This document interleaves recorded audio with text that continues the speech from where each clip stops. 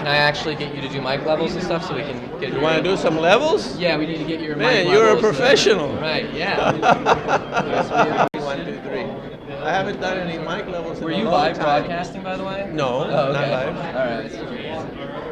But it's recorded. Okay, so you want me to look at you, right? Yeah, look at me. I don't want to look into that bright light. Right, yeah. Can you tell us your name and spell it for us, please? Yeah, I'm Jan Helfeld, the Socratic assassin. Okay. You never heard of me, right? No, Or no. else you wouldn't have done an interview. So what are you doing here today? I didn't say that. That was the Weekly Standard that said that. Oh, really? Yeah. So what are you doing here today? I do interviews on public policy, and I try to focus on the foundation of the policy, the fundamentals, specifically the principles that are guiding the politicians' actions, whether they have them or they don't, what they are, to see if they jive with the policy that they're espousing. So in the case of Donald Trump that we discussed, I noticed that he has a very rationalistic and mechanistic and legalistic thinking, because he thinks that just because something is the law now, you can't change the law, just fix it. So his whole thing is, what can we do? I have to deport all these people because it's the law. No, you can change the law. So that would be an example of a simple example. Did I answer your question? Because I like to answer. No, yeah, I like totally. to answer these questions. And then the last question I have for you is, it sounds like you talk to a lot of people, a lot of the issues going on in the country. Oh right yeah, now. have you ever seen my interview with Harry Reid? That's a great, or with Nancy Pelosi, or with Vice President Biden. Well, talking to all these people, what do you personally think is the biggest issue facing America today? The one that you think should be at the top of the national dialogue? Okay, well, there's two there's actually, let's say three. The first one is redistribution of wealth, whether the government should redistribute its citizens' wealth. And you can see McCain, who just spoke a moment ago, I interviewed him on that.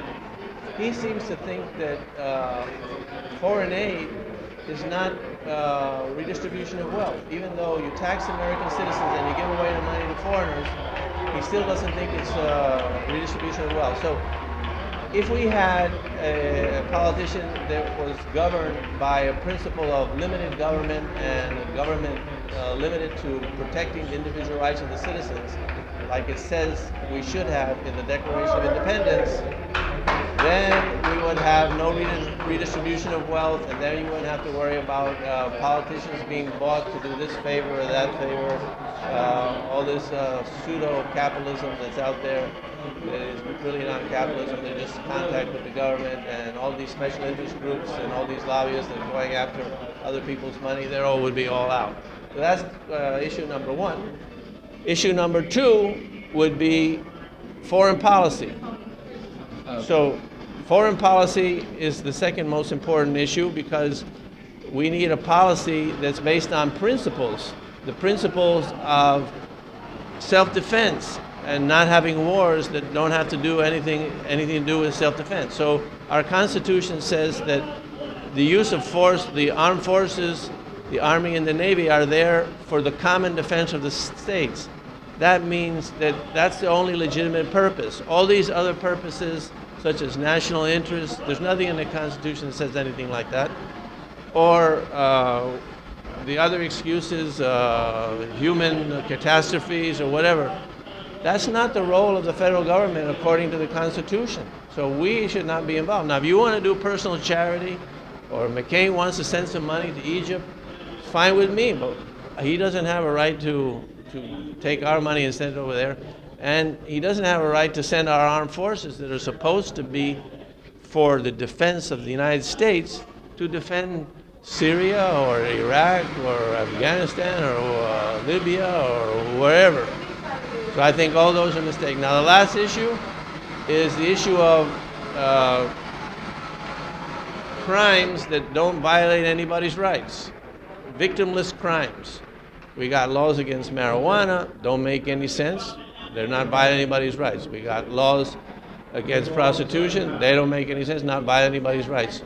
The government is doing absolutely just the opposite, where they're spying on the citizens, they're violating the Fourth Amendment, they don't respect the privacy, they don't respect the Fourth Amendment that says that You need to have a specific warrant to search somebody, to get their information. The government is not doing that. So personal rights are being obliterated because nobody has any concept of what should be legal and what should be illegal. Illegal should be only things that violate other people's rights. If it's stupid and you're harming yourself, it's nobody else's business. And so that's a country that would be restored to freedom if you had those three legs. Great, thank you. That's something I could get behind. Okay, well, I know. Are you libertarian? Yes, I am. Very libertarian. I am on the line of libertarian. Okay, well, I gave you a good reason to be,